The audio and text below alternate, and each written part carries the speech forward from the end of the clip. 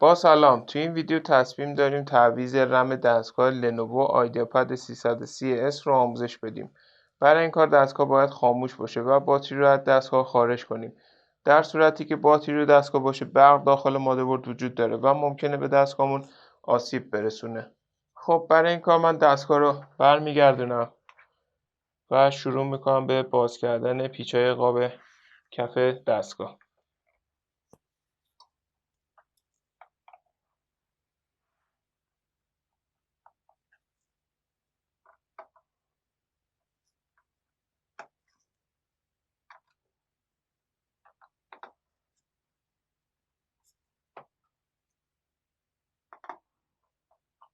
رم این مدل دستگاه رم DDR4 هستش که در پایان این ویدیو نحوه خرید این کالا رو توضیح دادیم.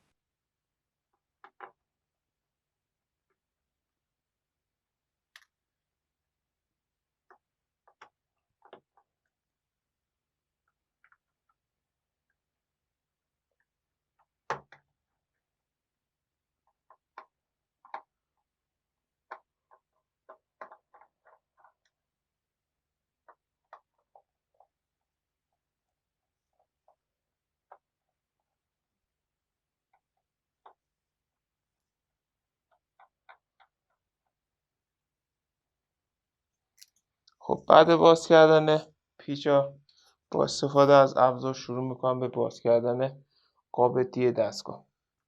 در هنگام باز کردن قاب فشار بیش از حد به قاب نیارید، چون باعث شکستگی قاب دی دستگاه میشه.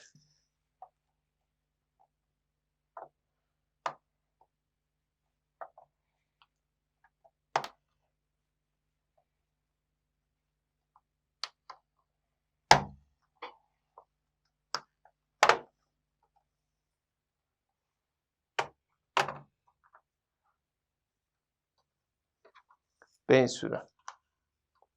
خب بعد باز کردن قاب دی دستگاهمون، رم ما در این قسمت قرار داره که باید این درپوش فلزی رو از روی مادربرد جدا کنیم که به وسیله این سه تا پیچ به مادربرد متصل شده، که قبل این کار من سوکت باتری رو هم مادربرد جدا میکنم به این صورت و شروع میکنم به باز کردن پیچای درپوش فلزی.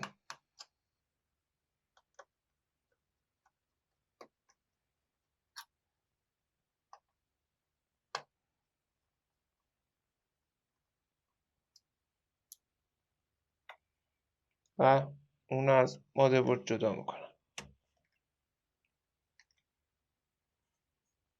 به این صورت. خب با فشار دست ابتدا زبونهای رم رو آزاد میکنیم و رم رو از دستگاه خارج میکنیم. برای جا زدن دوباره رم اونو داخل شیار قرار میدیم و اونو به سمت پایین فشار میدم. من الان میتونم رم جدیدم رو جایگزین کنم. حالا برای آشنایی با نحوه خرید این کالا به ادامه ویدیومون توجه کنید. برای خرید این کالا میتونید به آدرس www.iranfso.com مراجعه کنید و یا عبارت کامپیوتر افق رو به صورت فارسی در مرورگرتون جستجو کنید و این کالا رو خریداری کنید.